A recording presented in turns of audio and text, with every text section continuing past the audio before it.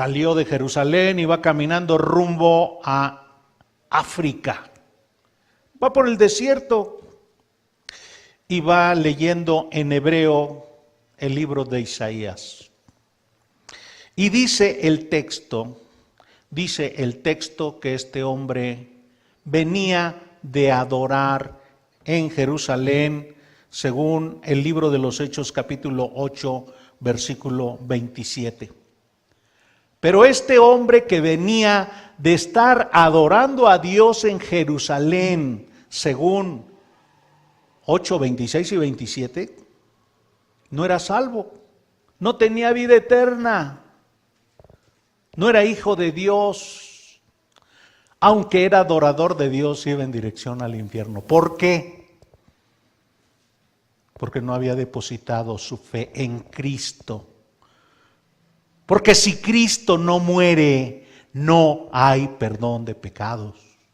Porque si no hay sustitución en Cristo, no hay redención, no hay vida eterna, no hay salvación. Más adelante, Lucas escribe en el capítulo 16, el apóstol Pablo llega a una población en Europa, ha atravesado la península turca y ahora llega a lo que sería la región de Grecia, a una ciudad que se llama Filipos, y busca una sinagoga y no hay sinagoga porque no hay siquiera 10 judíos hombres, no hay construida una sinagoga, y pregunta dónde se reúnen los que adoran al Dios judío y le dicen en el río, y va al río y encuentra a una mujer que se llama Lidia. Y dice el texto en capítulo 16, versículo 14, que esta mujer vendedora de púrpura adoraba a Dios. Adoraba a Dios, pero aunque adoraba a Dios, aunque dedicaba tiempo para ir a orar, para ir a meditar en la palabra de Dios, para irle a cantar a Dios, para reflexionar en cuáles son los mandamientos de Dios, no era salva. No tenía vida eterna, no era hija de Dios. ¿Por qué? Porque no conocía la salvación que solo es en Cristo. Solo Cristo salva, solo Cristo salva. Y encontramos otro ejemplo asombroso en el propio libro de los Hechos. Un varón especialista en el Antiguo Testamento, que predicaba con gran fervor, capaz para enseñar. La gente quedaba impresionada de sus enseñanzas. Dice un varón elocuente, libro de los Hechos, capítulo 18, versículo 24 al 26. Pero solo conocía el bautismo de Juan. Por lo tanto, no conocía el sacrificio de nuestro Señor Jesucristo, mediante el cual hay perdón de pecados. Hermanos, esto nos enseña que de la misma forma que estas personas, estas multitudes a las cuales el Señor les dio de comer pan, a las cuales el Señor les dio peces, estas personas que buscaban a Jesús, pero no lo buscaban como su Salvador, no lo buscaban como su beneficiario espiritual, no lo buscaban porque se consideraban pecadores que iban rumbo al infierno. Realmente no eran salvos, realmente no tenían vida eterna, realmente no habían sido justificados por Dios, realmente no habían sido perdonados de sus pecados. Y el día de hoy existe así muchas personas que pueden decir, creo en Dios, creo en Dios. Y aquí caben muchas preguntas, ¿en cuál Dios? ¿En el que inventaste en tu propia mente, en tu propio cerebro? ¿Cuál Dios? ¿El que tú le atribuyes sus virtudes, que te da chance para todo? que es un viejito debilucho que no se indigna por la vida de pecado que tienes, la vida hipócrita, la vida oculta que tienes. Ese Dios, ¿crees en ese Dios? Pues no te sirve. La fe en sí misma no salva. El único que salva es Cristo. El único que salva es Cristo. Así que hoy vamos a reflexionar sobre Juan capítulo 6, versículos 35 y 36, solo 2 versículos. Y vamos a detenernos en 3 enseñanzas. 3 enseñanzas. La primera enseñanza es que el Señor Jesucristo dice que solo la persona que viene a Él, solo la persona que cree en Él, es salvada. Por lo tanto, la segunda enseñanza es que es responsabilidad personal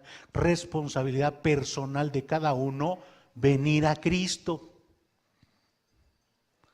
Y la tercera enseñanza en el versículo 36 es la acusación que el Señor les hace. Las últimas 2 palabras: no creen, no creen. Y qué tragedia, pero así es. Hay gente que prefiere ser religiosa, ser ritualista, cumplir con lo que según ellos es con buena intención, pero no estar dispuesto a comprometerse con Cristo. Veamos entonces este texto fabuloso, extraordinario, en donde Dios nos enseña que Él no se amolda a lo que la gente quiere. En los versículos previos, las personas le dijeron en el versículo 30, ¿qué señal pues haces tú para que veamos y te creamos? ¿Qué obra haces?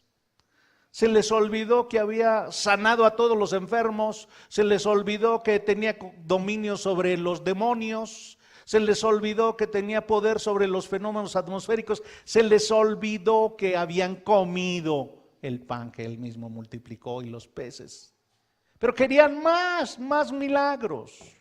Así son los incrédulos. Siempre están pidiéndole a Dios, a ver, enséñame. Dame, puro egoísmo.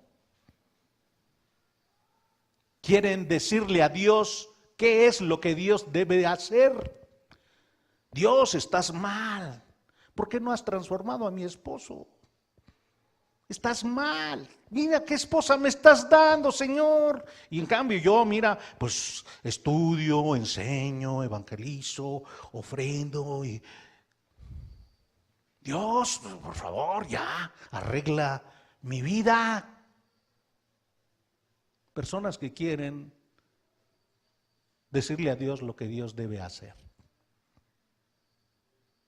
Vean cómo le dicen al Señor, versículo 31, nuestros padres comieron el maná en el desierto, como está escrito, pan del cielo dio a comer. Señor Jesús, Moisés dio 40 años de comer. Tú nos diste nada más un día. Tus milagros deben ser más grandes. Para que, si los haces más grandes, entonces sí te vamos a creer. Esto demuestra que los milagros no salvan a nadie. No salvan a nadie. Los shows, los espectáculos de sanidad no salvan a nadie. Dios dice que es su palabra la que salva. Romanos capítulo 10, versículo 17. ¿De dónde nace la fe? ¿De dónde nace el creer? Del oír. ¿Del oír qué? Del oír la palabra de Dios. Dios salva por su palabra, no por los espectáculos, no por los shows, no por los milagros, no por lo que la gente le está exigiendo a Dios. Pero Hoy hay muchos predicadores que con tal de convencer y atraer a multitudes, que la gente reciba su pan y circo, organizan espectáculos que de ninguna manera honran a Dios, porque Dios mismo dice que es su palabra la que es poderosa para convertir el alma. Bueno, aquí observamos entonces que estas personas, por más que el Señor les esté explicando que Él ha venido para que se arrepientan, para que hagan examen de conciencia, para que se pongan a cuentas con Dios, para que comprendan que están arruinados, que están reprobados delante de Dios, no entienden, no comprenden. Vean lo que le dijeron al Señor, versículo 34, 6:34, le dijeron: Señor, danos siempre este pan. ¿Cuál pan? Pues el pan que nos diste ayer, aunque sea de cebada, de los de pobres. No piden de trigo, no piden de centeno, piden el más barato, aunque sea. ¿Por qué? Hermanos, hay que tratar de comprender un poco el ambiente en el que están viviendo. Realmente las condiciones en Palestina, una zona, la parte norte sí, muy fértil, mucha humedad, pero del centro de Samaria hacia el sur es desértico, la mayor parte es desierto. Partes algunas son esteparias, pero la mayor parte es desierto, hay mucha hambre, hay mucha sequía. Entonces en aquel tiempo seguro el clima era diferente, un poco diferente, pero también había hambrunas, también había sequías, no había sistemas de riego. Y ahí podremos encontrar a través de la historia de la Biblia que Abraham, el padre Abraham, capítulo 12 que aparece del Génesis, tuvo que emigrar a Egipto porque hubo sequía. Isaac tuvo que emigrar a Egipto. Jacob con todos sus hijos y José encabezando se tuvieron que ir a Egipto. ¿Por qué? Por sequías, por hambrunas. La gente que vive en el campo comprende mejor estas condiciones. Cuando no hay lluvia, ¿verdad? Por más que trabajaron en el campo, estuvieron allí labrando, quebrando piedras, sacando hierbajos, limpiando la tierra y sembrando, y pasan los días y los meses y no llueve, y se perdió la cosecha. Ya no va a haber trigo, no va a haber maíz, no va a haber frijol, no hay producción agrícola. ¿De qué van a vivir? ¿De qué van a comer? Si de las mazorcas, del maíz, del trigo que cosechan es de lo que se alimentan, es lo que cambian allí con sus vecinos, con un pollito o lo que haya por ahí. Entonces aquellas personas sabían lo que significa hambre. Por eso el Señor utiliza esa figura, hambre. Utiliza la palabra sed, porque vivir en el desierto, ¿dónde van a encontrar agua? Si no se previnieron bien, se pueden morir. Entonces, veamos nuestro texto y nuestra primera sección. Bueno, antes debo decirles, el título de esta predicación, como ya lo tienen en su boletín, es Jesús es la fuente de satisfacción espiritual. Jesús es la fuente de satisfacción espiritual. Y como diría, parafraseando un poco una afirmación de Carlos Spurgeon, yo lo comento: usted y su pecado deben separarse. Usted y su pecado deben separarse. Y si no, usted y Cristo nunca estarán unidos. O en otras palabras, usted solo puede estar unido cuando está separado de su pecado. Pero si usted está unido a su pecado, no puede estar unido a Cristo. Por lo tanto, debe venga a Jesús, venga a Jesús. Veamos Juan capítulo 6, versículo 35. Jesús les dijo: yo soy el pan de vida, el que a mí viene nunca tendrá hambre, y el que en mí cree no tendrá sed jamás. Los fariseos, los saduceos, los sacerdotes enseñaron al pueblo, principalmente los comentarios que los ancianos hicieron al Pentateuco o al Antiguo Testamento. Ese es el gran error que se comete por parte de muchas religiones que empiezan con el texto bíblico. Observe por favor el libro de Marcos capítulo 7 y note un ejemplo de cómo los fariseos, los escribas y los maestros de Israel pervirtieron las doctrinas de Dios. Su adoración se convirtió en una adoración superficial, engañosa. Capítulo 7 de Marcos. Se juntaron a Jesús los fariseos y algunos de los escribas que habían venido de Jerusalén, los cuales, viendo a algunos de los discípulos de Jesús comer pan con manos inmundas, esto es, no lavadas, los condenaban. Porque, vean, no dice la Escritura, sino dice, los fariseos y todos los judíos, aferrándose a la tradición, no dice a la palabra de Dios, de los ancianos, y muchas veces no se lavan las manos, no comen. Y volviendo de la plaza, si no se lavan, no comen. Y otras muchas cosas hay que tomaron para guardar, como los lavamientos de los vasos de beber y de los jarros y de los utensilios de metal y de los lechos. Le preguntaron pues los fariseos y los escribas, ¿por qué tus discípulos no andan conforme a la tradición de los ancianos, sino que comen pan con manos inmundas? La primera palabra con la que responde el Señor Jesús, observe, respondiendo Él les dijo, vean esa palabra, hipócritas. Versículo 8, porque dejando el mandamiento de Dios, vean, esa es la acusación y la falta, os aferráis a la tradición de los hombres. Versículo 9, les decía también, bien invalidáis el mandamiento de Dios para guardar vuestra tradición. Los maestros de los judíos tomaron la Biblia y fueron separando la Biblia de la vida del pueblo y enseñándole sus comentarios. Se quedaron solo con los comentarios y al rato lo único que obedecían y lo único que tenían grabado eran los comentarios o las sugerencias o las recomendaciones que les hacían la tradición y los ancianos. ¿Qué hizo el Señor Jesús? Vino a confrontarlos de ese pecado.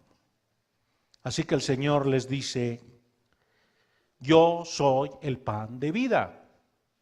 Ustedes necesitan salvación. El pan de vida se está refiriendo a la salvación. Yo soy quien los puede salvar. ¿Por qué necesitan ser salvados? Porque ustedes se han separado de los mandamientos de Dios y se han quedado con la tradición de los ancianos.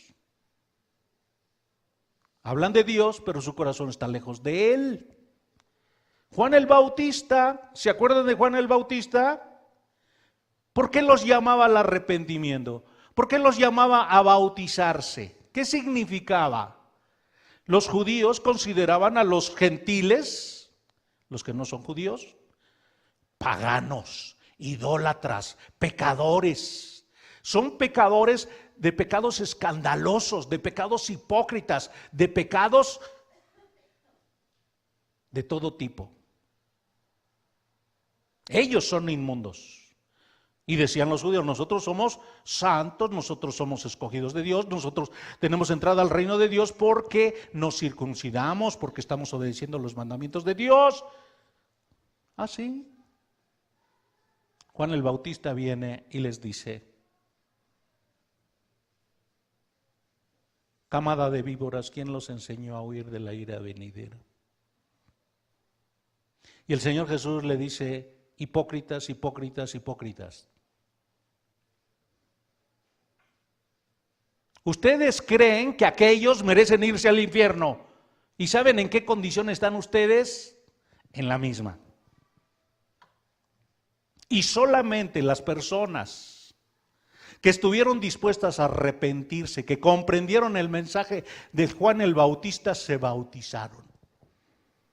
Porque sabían que en efecto su relación con Dios no era correcta. Y el Señor Jesús hizo lo mismo.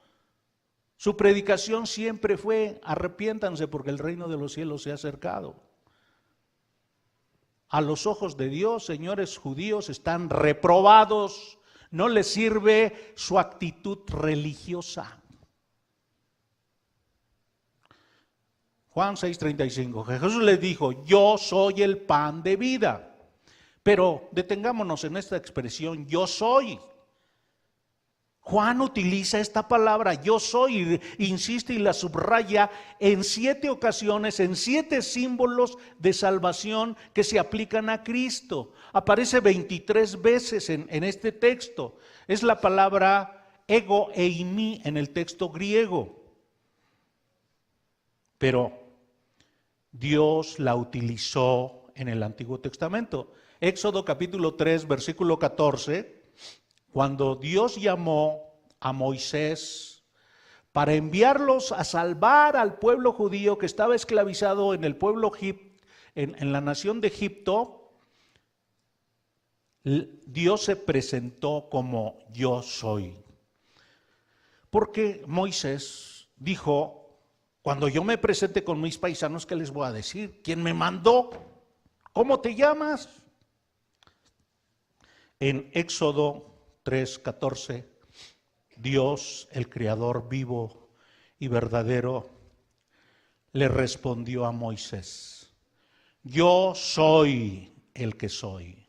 Y dijo: y dirás a los hijos de Israel: yo soy, me envió a vosotros. Así que esta expresión yo soy la utiliza el Señor Jesucristo para atribuírsela a Él, con lo cual Él está diciendo: yo soy Dios, yo soy Jehová, yo soy quien ha aparecido en el Antiguo Testamento.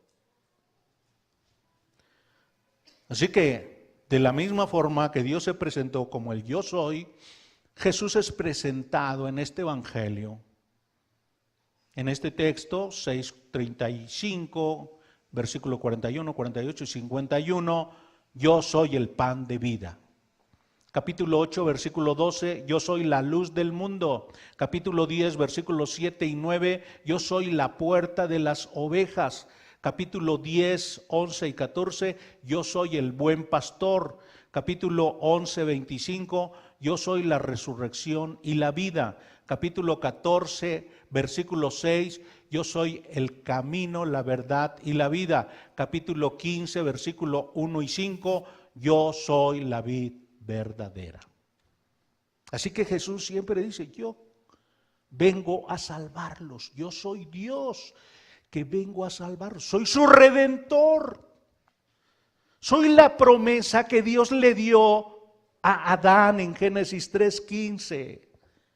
La mujer tendrá un descendiente y este descendiente herirá en la cabeza a la serpiente, dará una derrota definitiva al pecado y a Satanás y a la muerte. Regresamos a nuestro texto. Ven a Jesús. Juan capítulo 6, versículo 35. Jesús le dijo: yo soy el pan de vida, el que a mí viene nunca tendrá hambre, y el que en mí cree no tendrá sed jamás. La palabra o la expresión el que a mí viene es paralela a el que en mí cree. Y está diciendo: si tú de veras crees en mí, no puedes quedarte donde estás. Tienes que demostrar que en efecto crees en mí. No te puedes quedar pasivo, no te puedes quedar haciendo lo mismo. Tienes que venir a mí. Ven a mí. Ahora, ¿quién viene a Cristo? ¿Quién es la persona dispuesta para buscar a Cristo. Estos hombres, estas multitudes están buscando a Jesús, pero a diferencia del motivo por el cual Jesús vino, ellos lo buscan porque quieren comer, fue lo que el Señor los acusó. Y el Señor ahora les dice, el único que les puede liberar de su afecto al pecado soy yo. Ustedes tienen amor al pecado, son codiciosos, son lujuriosos, ustedes son idólatras. Por cierto, todo hombre es un adorador.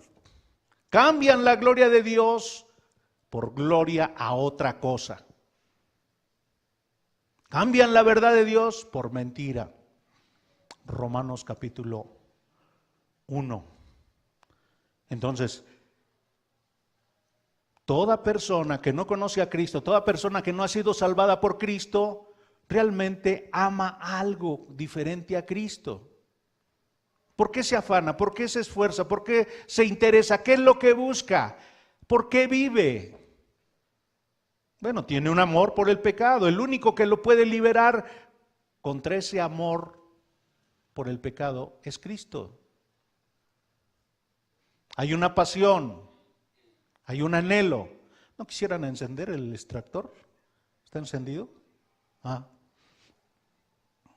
Porque se siente calor y veo que muchos, bueno, por lo menos uno lo veo ya casi en el segundo sueño y no quiero lanzarle una Biblia para despertarlo. Entonces, realmente todo ser humano que no ha sido salvado por Dios siente un aprecio, un apego, una necesidad por pecar. Su Dios, su ídolo es su afecto, es el pecado.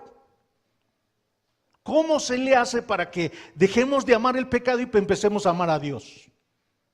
Solo Cristo lo puede hacer, Él transforma el alma. ¿Quién es la persona que anhela la santidad de Dios? Que quiere realmente ya no vivir en el pecado, ya no tener malicia, ya no tener egoísmo, ya no tener codicia, ya no tener lujurias. ¿Quién es la persona que desea, que aprecia, que ama, que pide a Dios, Señor, líbrame? Que estos pensamientos, estas miradas, estas búsquedas, estos caminares ya no me lleven al pecado. Solo el que busca, el que tiene hambre, el que tiene necesidad, el que tiene deseos de Cristo. Eso es lo que está diciendo el Señor. Yo soy el pan que los puede salvar, pero en lugar de tener hambre por las cosas físicas, por las cosas de aquí del mundo, deben tener hambre por mí. Deben buscarme a mí, tienen que venir a mí. ¿Por qué? Porque Jesús es Dios. ¿Quién es entonces la persona que viene a Cristo? ¿Quién es la persona que cree en Cristo? Es la persona que quiere ser salvada, quiere ser salvada. En su cerebro hay un poco de claridad y dice, yo no estoy bien, yo necesito un cambio en mi vida. Y no hay esperanza en la medicina, en la psicología, en la ayuda mutua, no hay esperanza en nada, solo en Dios, porque Él es poderoso. Entonces tiene que abandonar su confianza en las terapias, en su suficiencia personal, en otras personas, en los libros, en la ciencia. Tienen que abandonar ese tipo de esperanzas y su esperanza solo depositarla en Cristo. Como dice un comentarista, ¿quién es el que viene a Cristo? Es el que desea ser conformado plenamente a la mente de Dios. No desea ser rico, no desea ser culto. Lo que desea es ser santo. O parafraseando a Carlos Spurgeon, es el que confía en Cristo. Es el creyente que pareciera que va caminando en una escalera invisible y solo hasta que da el siguiente paso siente la firmeza del escalón, pero no alcanza a ver, solo confía. Es como el que camina en una cuerda floja y aunque tiembla y tiene temor de caer, sabe que no va a caer. Es el que camina en un mundo oscuro y que es alumbrado exactamente en donde necesita dar el siguiente paso. Es aquel que Dios le dice, sostén la vela para que veas lo que tienes que hacer hoy. Si te preocupas por ver lo de mañana o lo de próximo año, no verás lo de hoy, y le basta a cada día su propio mal. Es el que no tiene esperanza en nadie más que en Cristo, el que obedece a Cristo, el que confía en Cristo, el que adora a Cristo, el que acepta a Cristo como su maestro, el que quiere aprender cuáles son las actitudes de Jesús en cada circunstancia de la vida. Es el que quiere saber cuál sería la respuesta que Cristo tendría en cada situación que le enfrenta. Pero antes de venir a Cristo, ¿quién era? Ese es el que ya vino, pero antes de venir a Cristo, ¿en qué pensaba? ¿Cuál era su preocupación?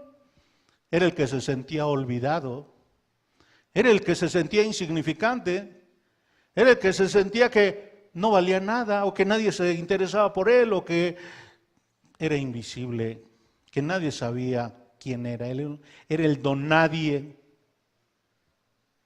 pero tiene que saber que no está olvidado por Cristo, sino que Cristo le conoce, Cristo lo ve, Cristo sabe de él, y le dice, ven a mí. Ven tú, ven a mí. Ese que dice, es que yo he hecho cosas horribles, impronunciables, es una vergüenza, no quiero ni acordarme, me siento tan asqueroso, me siento tan avergonzado, he cometido innumerables adulterios, he sido prostituta, soy multiasesino, he pronunciado cosas horribles, he acusado y he sido acusado, maldecido. A ese Jesús le dice, ven a mí, cree en mí.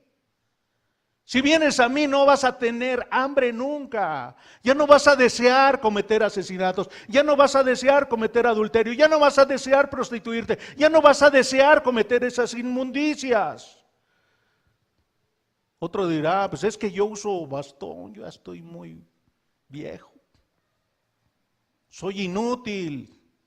Es más, toda mi vida he sido un inútil, he sido un holgazán, perezoso, mantenido, comodino. He vivido a costillas del trabajo de mi esposa y sus riquezas me las he gastado. A ese Jesús le da la promesa. Si vienes a mí ya no tendrás esos pecados, ese anhelo de ser un holgazán, mantenido, desvergonzado, inútil. No tendrás hambre ni sed. Otro dirá, pues decía, es que soy un blasfemo. Yo leí la Biblia y la utilicé, la torcí, me enriquecí engañando a las personas. Apostaté, blasfemé del Espíritu Santo. Y Jesús le dice, si vienes a mí, no habrás apostatado. Y ya no vas a tener hambre para estar cometiendo esas atrocidades. Ya no serás un Judas Iscariote si vienes a mí. Ya no estarás deseando ganancias deshonestas. Esta es una salvación gratuita. Si reconoces que eres impotente, incompetente, que tienes pecados, si te reconoces impuro, malo, si no puedes refrenar tus pasiones sexuales, ven a Cristo y Cristo te va a liberar de esa hambre que te arrastra para que te humilles y te andes ensuciando en porquerías horribles. Si has sido un vil, un ruin, un malvado, sucio, descuidado, inútil, sin importancia, escucha lo que el Señor te dice. Ven a mí. Y ya no vas a tener esa hambre que te ha dominado, que ha sido tu tirano, de la cual has llorado porque quieres ser librado. Porque nosotros también así estuvimos. ¿Quién es el que viene a Cristo? ¿Quién es el que quiere creer en Cristo? El que no se quiere quedar donde está. El que quiere depender, el que quiere ser transformado, el que sabe que no hay ningún poder en ningún lugar, que solo Dios lo puede librar, solo Dios lo puede salvar, solo Dios lo puede transformar, solo Dios puede matarlo, liberarlo, arrancar todo ese anhelo que sabe que a Dios no le agrada. Pero además, observe, Jesús no solo dice ven, sino dice es tu responsabilidad personal. Es tu responsabilidad personal. Dios no recibe a grupos, a familias. Dios no recibe por equipos. Dios no recibe por multitudes. Dios recibe por personas. Lee lo que dice Juan 6:35. Jesús les dijo, yo soy el pan de vida. El singular, el que viene a mí nunca tendrá hambre. El singular, que en mí cree no tendrá sed jamás.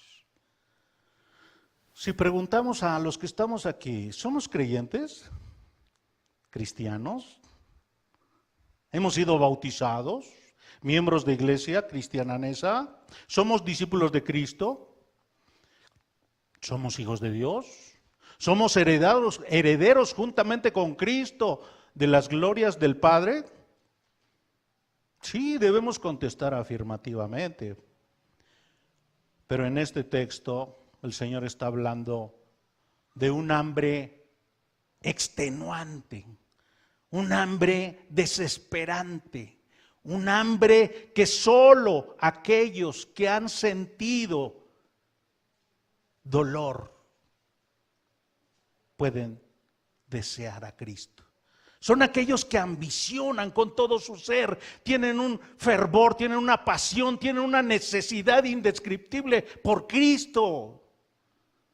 Como el siervo anhela las corrientes de las aguas, así suspira por ti, oh Dios, el alma mía. Mi alma tiene sed de Dios, del Dios viviente.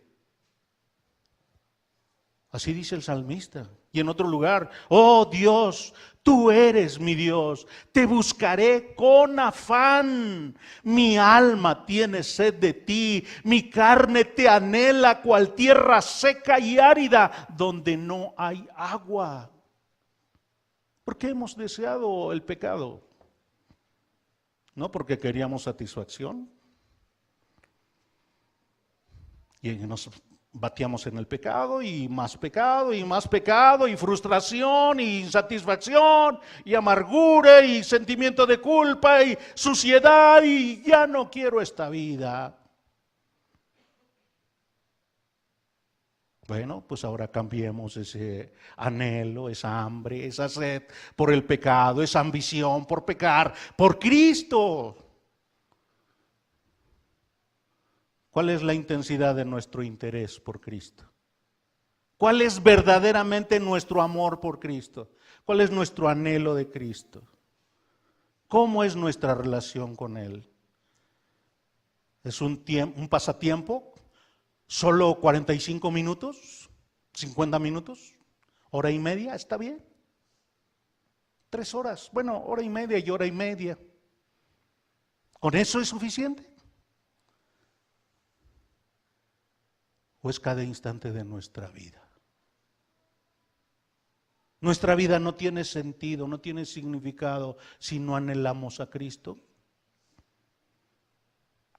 Aquí lo que el Señor está planteando es, ¿cuál es la intensidad de tu amor por Cristo? ¿Realmente eres un sediento? ¿Eres un hambriento? ¿Tienes tal intensidad, tal deseo por Cristo, que deseas, así como Cristo, cumplir la voluntad del Padre? ¿Quieres que Cristo penetre a tus células, penetre a cada parte de tu organismo, domine tus neuronas y que solo Cristo te esté vivificando, que Él te traspase con sus deseos, con sus anhelos, con sus pensamientos, con sus actitudes? No todo el que me dice Señor, Señor, entrará en el reino de los cielos, sino el que hace la voluntad de mi Padre. Hay muchos activistas, no quieren consejería, no quieren discipulado, no quieren estudios serios de la Biblia, no quieren teología, porque andan de activistas. Y su vida se caracteriza por la santidad.